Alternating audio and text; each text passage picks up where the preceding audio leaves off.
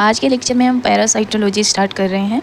इसमें हम introduction, host के टाइप्स और पैरासाइटिक क्लासिफिकेशन देखेंगे। ठीक है, अब हम इंट्रोडक्शन स्टार्ट करते हैं। पैरासाइट्स किन्हें कहते हैं? Parasites are living organisms which depends on living host for their nourishment and survival. तो पैरासाइट एक लिविंग ऑर्गेनिज्म होता है जो कि दूसरे लिविंग ऑर्गेनिज्म पर डिपेंड रहता है अपने नरिशमेंट और सर्वाइवल के लिए। आगे देखते हैं होस्ट किसे कहते हैं। Host is an organism which harbours the parasites and provides nourishment and shelter to it. तो होस्ट वो ऑर्गेनिज्म होते हैं जो पैरासाइट्स को क्या करते हैं, नरिशमेंट और शेल्टर प्रोवाइड करते हैं। ठीक है, अब हम देखेंगे types of host.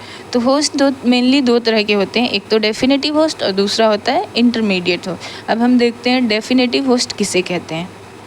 Definitive host in which the adult parasites live and undergo sexual reproduction। ठीक है, तो डेफिनेटिव होस्ट उसे कहते हैं जिसमें एडल्ट पैरासाइट रहता है और सेक्सुअल रिप्रोडक्शन करता है। जैसे कि मलेरिया के केस में है मॉस्क्यूटो एक डेफिनेटिव होस्ट, और बहुत सारे ह्यूमन पैरासिटिक इन्फेक्शंस है जिसमें मैन क्या है, डेफिनेटिव होस्ट की तरह एक्ट करता है, जैसे कि फाइलेरिया, राउंड वॉर्म और हुकवॉर्म। ठीक है, अब आता है इंटरमीडिएट होस्ट।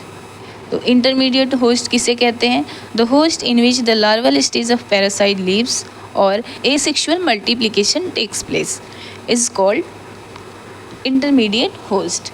तो इंटरमीडिएट होस्ट वो होता है जिसमें लार्वल स्टेज पाया जाता है और एसेक्सुअल मल्टीप्लिकेशन होता है। ठीक है, और कुछ ऐसे पैरासाइट्स होते हैं जिनमें दो डिफरेंट इंटरमीडिएट होस्ट की रिक्वायरमेंट होती है उनकी लार्वल स्टेज को कंप्लीट करने के लिए, उसे कहते हैं first and second intermediate host. ठीक है, जैसे कि एग्जांपल के तौर पे देख लीजिए कि ये एग है, एग गया फर्स्ट ये स्नेल के अंदर, तो इसने अपनी पहली लार्वल स्टेज कंप्लीट की, तो ये बन गया फर्स्ट इंटरमीडिएट होस्ट। फिर गया ये फिश के अंदर, यहाँ इसने सेकेंड अपनी लार्वल स्टेज कंप्लीट की, तो ये बन गया सेकेंड इंटरमीडिएट होस्ट। ओके, अब हम कुछ इंपॉर्टेंट पॉइंट्स पे देख लेते हैं।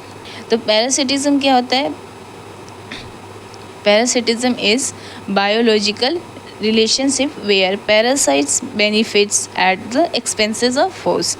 ठीक है, तो पैरासिटिज्म वो होता है जिसमें पैरासाइट को बेनिफिट होता है और होस्ट को क्या होता है, लॉस होता है। ठीक है, ये हो सकता है टेम्पररी या परमानेंट। पैरासाइट्स जो होते हैं उनकी लाइफ साइकिल होती है बहुत कम्प्लेक्स, इसमें या तो एक होस्ट हो सकता है, एक से ज़्यादा हो सकते हैं। Knowledge of host parasite relationship is essential for diagnosis, treatment and control of parasitic disease. यानी कि हमें होस्ट और पैरासाइट का रिलेशनशिप क्यों जानना जरूरी है, ताकि हम डायग्नोसिस बना सकें, ट्रीटमेंट दे सकें और पैरासिटिक डिजीज़ को कंट्रोल कर सकें। आगे है classification of parasites.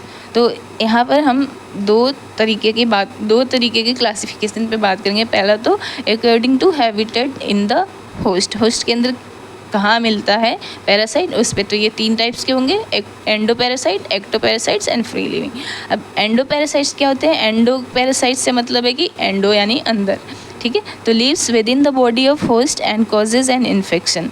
Most protozoan helminths and parasitic parasites causes human disease are endoparasites. ठीक है, अब आता है एक्टो पैरासाइट। एक्टो मतलब सरफेस के ऊपर, तो lives on the body surface of the host without penetrating the tissues. Example में आ गया टिक, माइट एक्सेट्रा।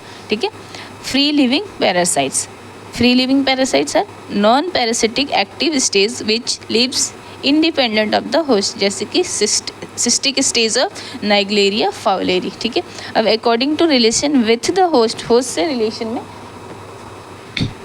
तो दो तरह के पैरासाइट्स हैं, एक ऑब्लिगेट पैरासाइट और दूसरा है फैकल्टेटिव पैरासाइट। ऑब्लिगेट मतलब होता है कि बिना उसके नहीं रह सकता, किसके? होस्ट के। तो can not exist without a host. Example है टॉक्सोप्लाज्मा गोंडाई और प्लाज्मोडियम। दूसरा है facultative parasites may live as parasite और फ्री लिविंग फॉर्म।